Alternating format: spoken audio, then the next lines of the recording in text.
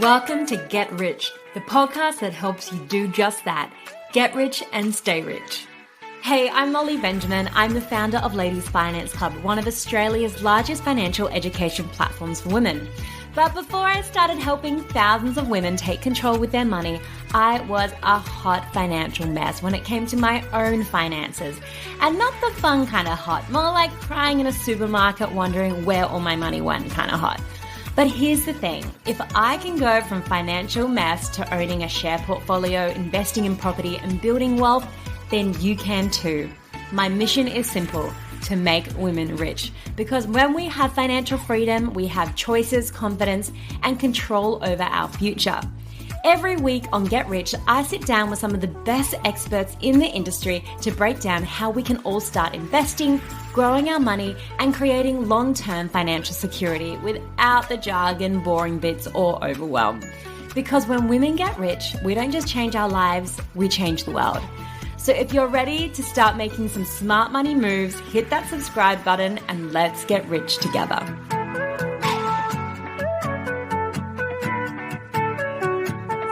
Welcome back to Get Rich, the podcast that helps you do just that. Get rich and stay rich. I'm your host, Molly Benjamin. Now, if you've ever caught yourself doom scrolling and buying stuff you don't need, only to feel guilty the moment it arrives, this episode is for you. I'm chatting with Catherine from Joyful Money, a financial planner turned money coach, about why we self-sabotage with money, how to break those patterns, and simple tools like the Urge Journal that can help you stop spending on autopilot and finally feel in control. Now remember, if you're enjoying these episodes, please hit that subscribe button. Now let's dive in. All right, welcome to the show, Catherine. Thanks, Molly. Thanks for having me. I did a quick introduction before, but I guess to introduce the audience to you, can you tell us a little bit about what you do? Because I know you have kind of two sides to your business. I do, yes. So originally I started my business as a financial planner, and then I looked into money coaching. So I now work with clients on their money behaviors and helping them shift their money dynamics. Mm-hmm. And recently I've now incorporated human design into my work as well. So there's three aspects of how I work with clients. Amazing. And for people who are like, human design, are you designing humans? What is that? So human design is based around when we were born and where all the planets were actually aligned. Wow. So it's very fascinating, very interesting. And when you link it to money coaching, it just tends to take us to a whole new level around who we are. I love it. I love all that stuff. And I guess when people are coming to you, what's like the most common reasons you see that or like the most common things they're coming to you for? Maybe if we start with like the most popular one.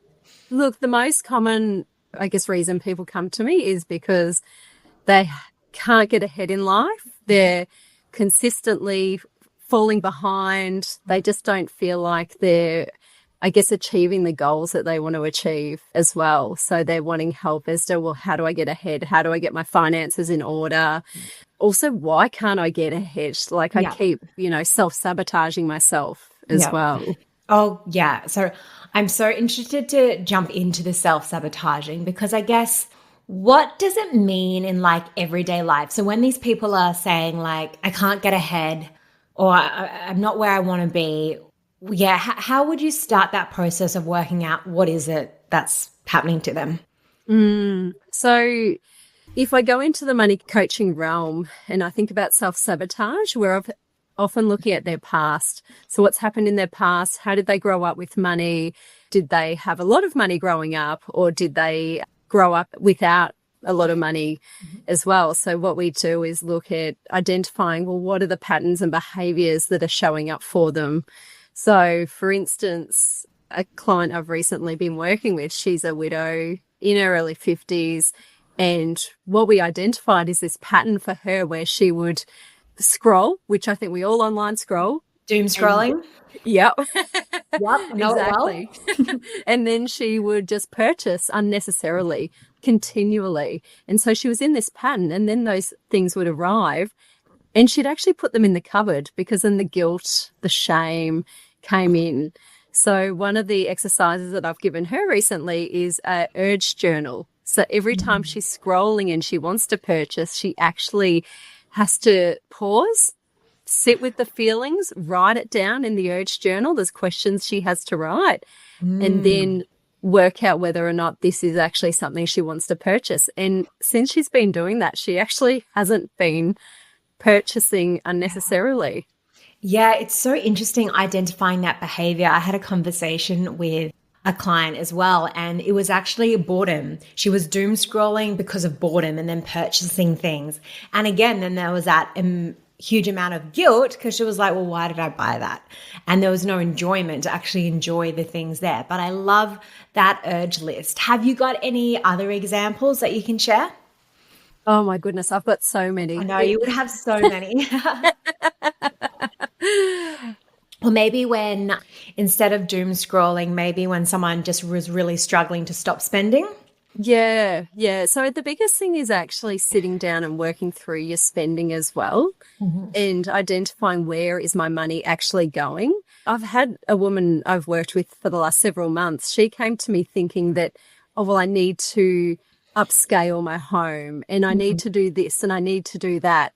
When it all came down to it, it's like, actually, you don't need to do all these things. What she needed was to feel so much more value within herself and actually create a structure that worked for her, especially around her spending, to make sure her money was actually going to the areas that were really important to her. Often I think we just tap and go. We don't hold cash, so we don't really understand where our money's going. We have internet banking, but also a lot of people put their head in the sand, so they're often reluctant to look at their internet banking as well. Yeah. So they go into this cycle. And when it's all invisible, it's so easy to spend. I always say this to people, like, it's so easy to spend. Like, it's actually way harder to not spend than spend. Totally. I mean, and especially if we only have one bank account, like a lot of people come to me and I say, tell me about your banking structure. And they're like, oh, yeah, I've got one bank account and I've got a savings account and that's it.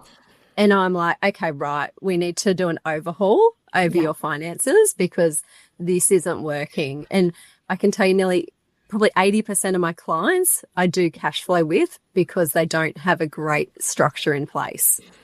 I would love to come back to cash flow and talk about what do you think is the perfect structure, well, not the perfect, but what's a good structure. But before we do that, how often do you find, and obviously you spend all day talking to women and men about money mindset and you're a planner as well, how often is it linked to how we feel about ourselves that is reflected in our finances, if that makes sense? Yeah, 100%. Money's emotional. Yeah. How we make our decisions on our money is based on how we feel. Yeah. So if we're feeling really unworthy, then, a lot of women will put their head in the sand. They won't ask for pay rises, for instance. They won't go for jobs because they don't fit all the criteria. If they're self-employed, I often have women come to me. I had a conversation today with an existing client who's starting a new business. And I said, we actually need to sit down and work out what you need to be earning. So what sort of revenue? What are your expenses? What's your personal expenses? So we can make sure you can actually afford to do this and make it work for you as well. That is such an important exercise that gets missed so many times because I think when we start businesses, we're so excited. We're like, we've got this great idea. We don't want anyone else to do it. We want to just go for it. But actually, have we sat down and worked out how much do we need to live and how much are we hoping to make? And just actually look at the nitty-gritty numbers, which so many of us hate doing.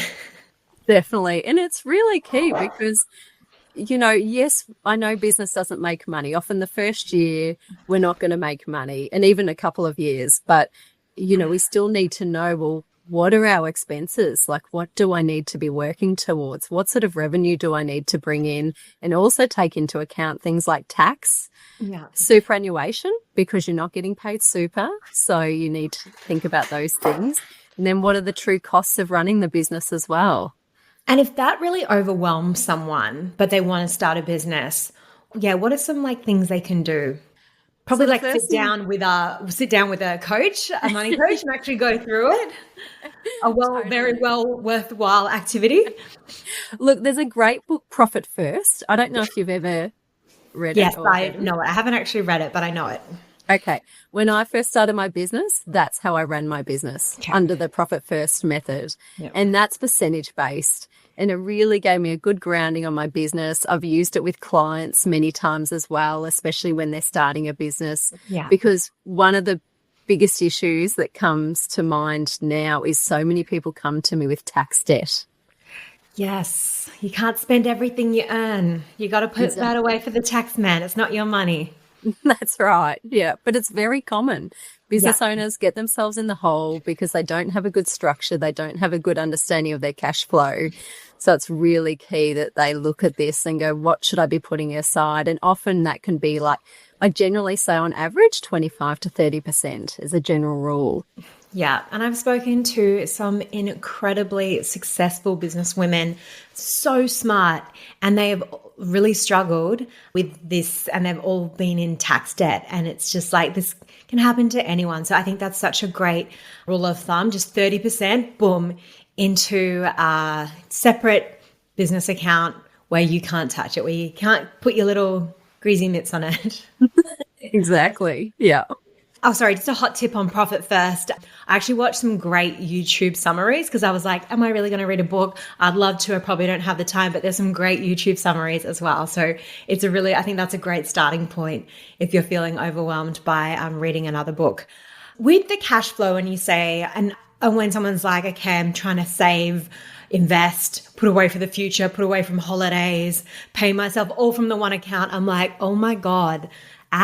So I know at Ladies Finance Club, we love using the Glenn James Spending Planner, but how do you work with clients to actually work out cash flow and how many bank accounts they should have set up? My rule of thumb is, you need a bills account. Separate your bills, your non-discretionary spending away from your everyday spending.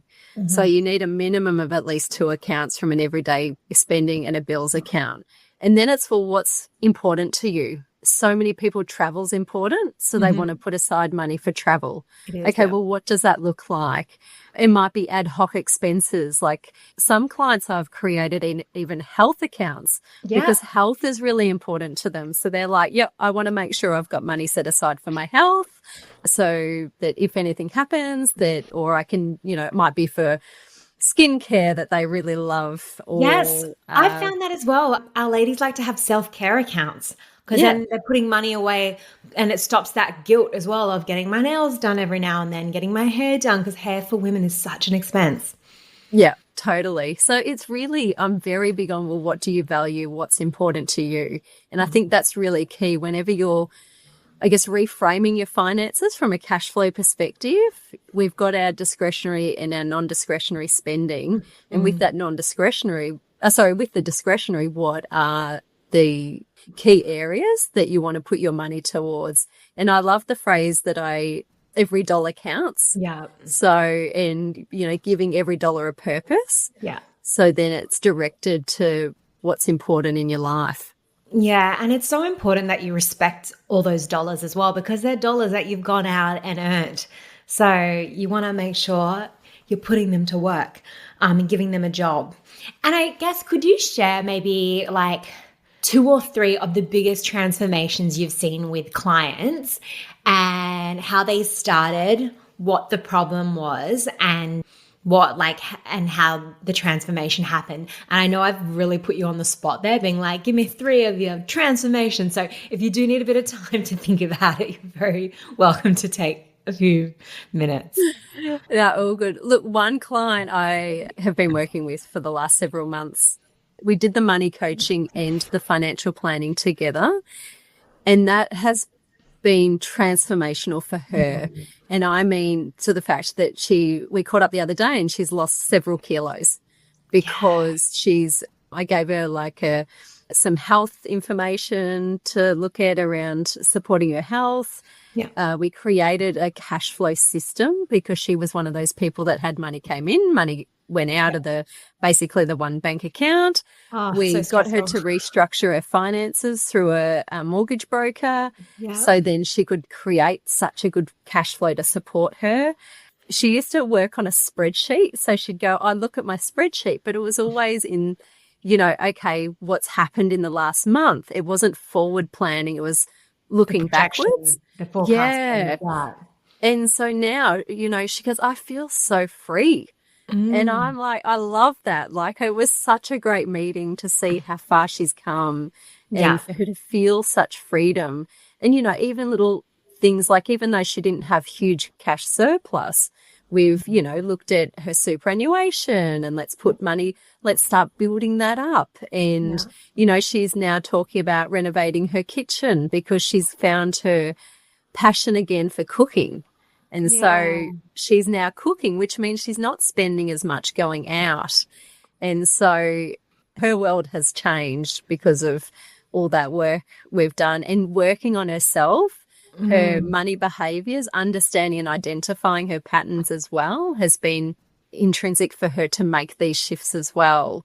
So it's also often we think we need something else or we need to be, say, she thought she might change careers, but now she's like, oh, actually, no, I'm actually quite happy with where I am. And I feel like we're always chasing. I see this with a lot of people, chase without that contentment in life. Yeah. Wow. So you've just transformed her life. And I love that you say, she's got this sense of freedom now, because even with conversations I'll have with people, like it starts off so tense. Their body language is tense. Their facial expression is tense. They look like they have tears in their eye. And then by the end, they've got some kind of structure, some kind of plan. Even if it's like, okay, well, I need to check this. I need to set up my bank accounts properly. I need to do this. I need to go speak to a financial advisor. I need to speak to a mortgage broker. But then they've got the next steps, and it's amazing to see the transformation that can happen in such a short period of time when someone decides they want to take that action. But I find like they have to want to change. They have to want to make that change. Otherwise, it's really hard. They can learn everything about investing, everything about budgeting, but unless it's really coming from within, Oh, totally. I've just been working with another client and she came to me. She bought a property last year, her first property, 35-year-old. And she said to me, I just don't have any goals. And so that was really interesting because often we talk so much about having goals. Where are we going? What are we achieving? And so we just mapped out a plan for her to make sure her money is going to the right places because she did have, I guess, sort of bigger long-term things that she wants to do later in life. Yeah. But it was, well, what do I do now to support me later as well? Yeah. So that's been really great to set her up and, start investing regularly and just get her finances in order. And I've loved working with her as well. And she's actionable. Like I love clients that you go, can you do this? And she's just like, yep, bang, done. And, oh, yeah, I've done that too. And I'm like, and we found out that her employer wasn't paying her super into the correct super. So it was like, oh my goodness, like, things like that huge. you don't even know. And she had no idea until I'm investigating or going, hang on, why is your super going over here when your super's here? Like it was really interesting. So I think that's a real key. That was a real eye-opener to go, make sure you understand where your money's going. Where's my super getting paid into? We need to make sure that we're on top of these things. Yeah, no, 100%. And again, like it can feel overwhelming at the start when you're learning, do I refinance? What does that even mean? Like what should my super fund be invested in, balanced or high growth or conservative? Like these terms can all feel quite scary, but like once you educate yourself, and educating yourself can take very little time, like it. And you can get the right advice and make the right decisions. And I love what you said about, this girl, she was like, I don't really have any goals because goals give us such purpose in life. And I'm a huge goal getter. Like my phone is my vision board. Like I'm all about like, what am I working on next? But I will have the conversation with women and I'll be like, so what is the goal? And they're like, yeah, I don't really have any. And then we'll talk more and more. And then they're like, well, I definitely want to travel overseas at some point, and I definitely want to renovate the house at some point, and I would love to take a year sabbatical. They do have these goals, but they've just thought they're not even possible. Why bother? So once you can start put planning around it, and then, how do we then make these goals happen with the money you have? It's so exciting for them, and it brings back that life as well. Oh, definitely. And I think that self-sabotage can come up when we feel like something's too hard. Yeah. So then we're like, okay, well, why bother saving for a home? Yeah. I'm never going to get in the market. Like that is a common thing I hear. And it's like, that's not true. Actually, you can. And I'm a spender. It's like, well, what's a spender? Let's reframe a conversation with ourselves and start talking positively, not 100%. Negatively. Yeah, and I'll get women coming and saying, I'm just really bad with money. And I'm like, okay, let's talk about that. Have you ever missed your rent or mortgage payments? Oh, God, no. Okay. Do you pay your bills on time all the time? Oh, absolutely. I'm like, well, you're not bad with money at all. This is just something you're telling yourself. You're actually incredible with money. And now we just need to make sure we've got a plan behind that. 100%. So I guess, how does someone recognize that they're self-sabotaging themselves? And then how do you begin to break that cycle? Like, what are the very first steps? And I know that's such a hard question.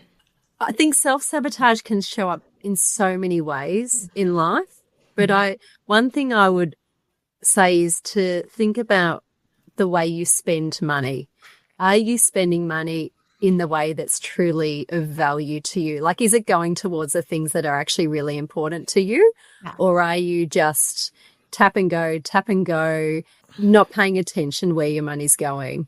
And to me, I feel like it's quite a simple thing to do, is just to pause, think about, do I need this? Is this a good item to spend money on, or a service to spend money on? Is this worthwhile, and what does it mean? And I was saying to a client this morning, I said, when you go to buy that item, think about, how is this going to improve my life? Yeah. And I think that's a great question to ask ourselves. How is this going to improve my life?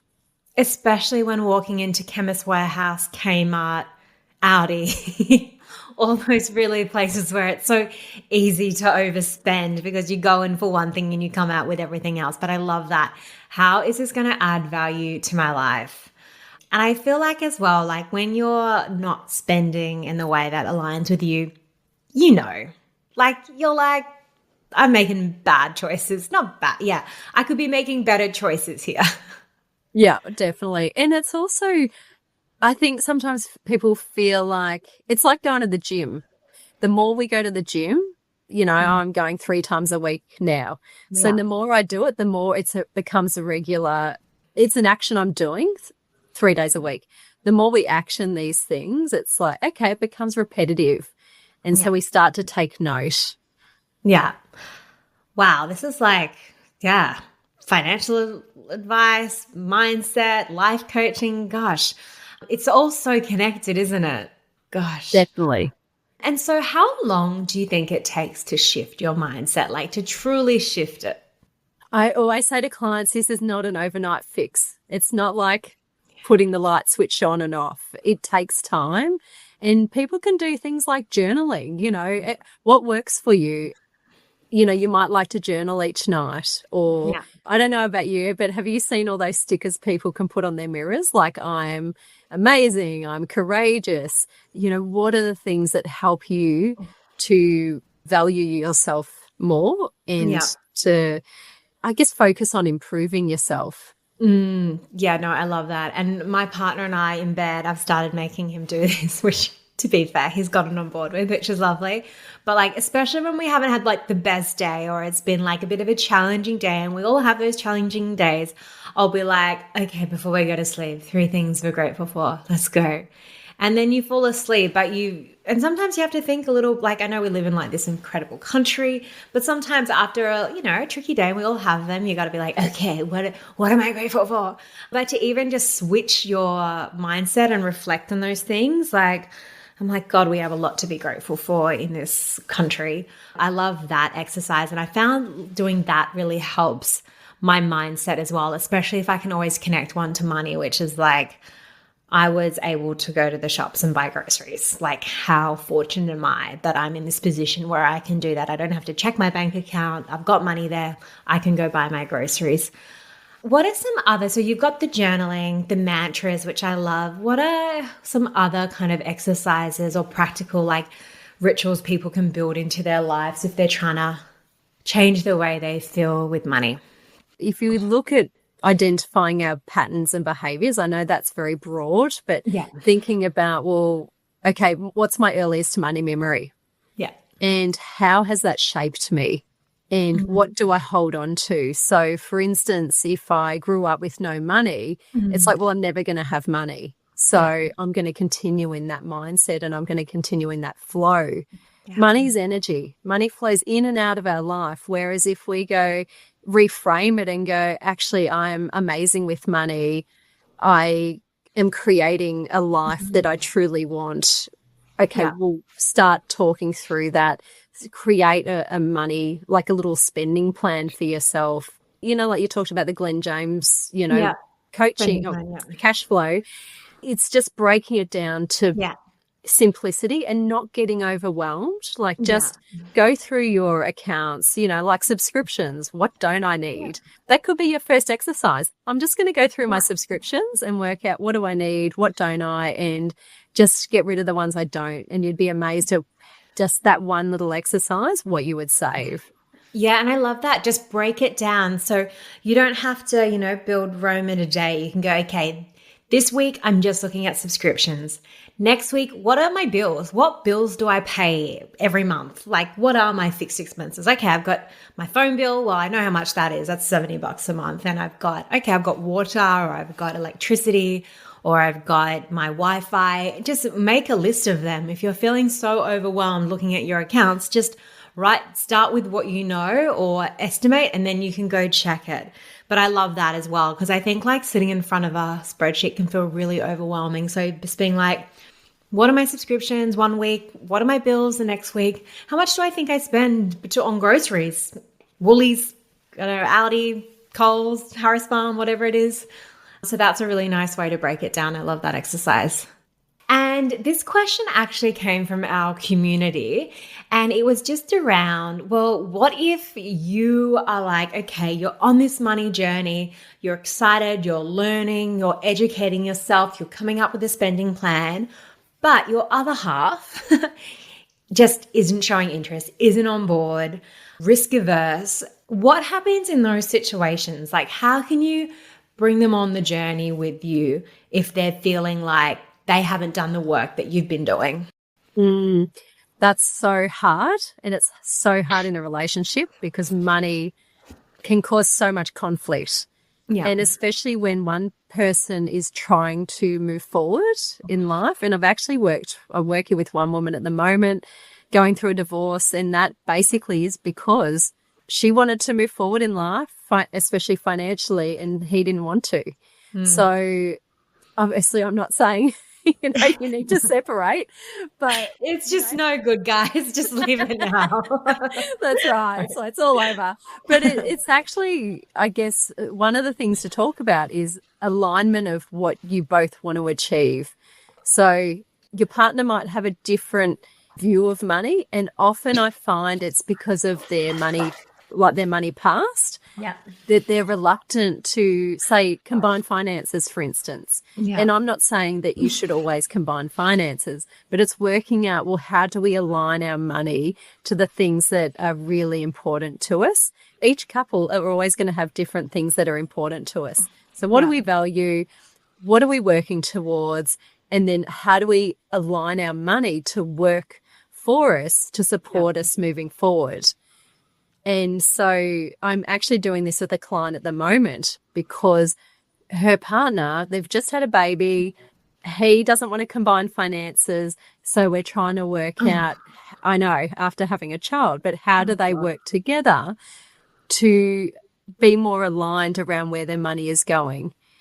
So it's really key to sit down and talk through. And some people do like money dates. They might sit down every week and also, too, it could be the fear of the partner of, say, wanting to not let go of, say, control. of their money, or feeling like, so if they see their partner as, say, a spender, they don't want to let go of their money. Yeah.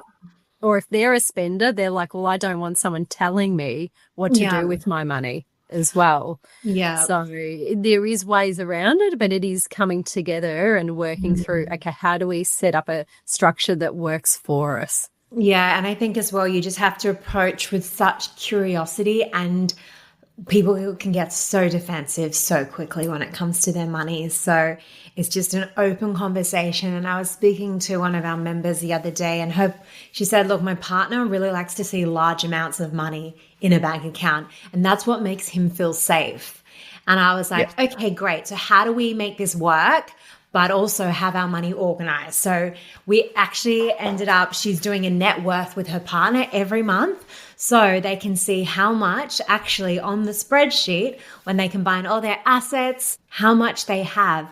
And that dollar figure is fulfilling his part of, I need to see the whole amount, but then it means she can kind of get on with I call her the CFO. She's the CFO of the relationship, with the spending and actually organizing the money, because she doesn't want it all in one account because it's just so hard to manage. So yeah, I think it's also exactly as you said, like working out how are they approaching it? What's their money story?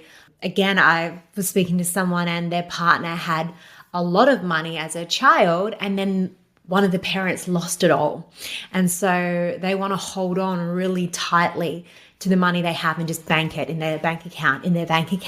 And she's like, let's buy some property. Let's grow this money. Let's invest it. And they're like, no. So again, it's like, okay, well then how do you work together to make sure you got enough in the emergency fund for something to come up, but then there's enough to then grow that money as well. So you're both getting that, you're both working towards, I don't know, what would you call it? Yeah, you're both feeling like you're being heard, listened to, and you feel secure. Yeah, and that's common in the couples coaching I do. So when I do couples coaching, it is around understanding each other's past. Yeah. Because then we get to reflect on, okay, that's why my partner is like that. Okay, that makes sense. And then we get to start shifting those money dynamics so both can feel safe, secure, in alignment. Also, people have so much money trauma. And it's crazy. Yeah. And it's like, okay, we need to work on this money trauma. And I think money coaching, as much as I love the planning is all the external work. Yeah. The money coaching is working internally. What are my internal dynamics? What do I need to transform? How do I transform? What do I need to shift? Yeah. And if we don't do that, a plan, you can have the best plan, but it can just fall on the wayside. Yeah. The coaching has to come first. Awesome. So, Catherine, who are the main kinds of people you help? Who comes to you? I get a lot of women come to me, and lately a lot of women transitioning into singlehood as well. Yep. A lot of couples I work with as well. My youngest client's been 23. My oldest has been in their late 60s. So it's really people that are ready to transform. I think that's the biggest thing. They're ready to invest in themselves. They're ready to shift their money dynamics and move forward in life. And guys, Catherine's one of our awesome LFC ambassadors. So if someone is like, Catherine, I love what you're saying, I think I might need some coaching or some couples counseling or some financial planning, where's the best way they can get in touch with you?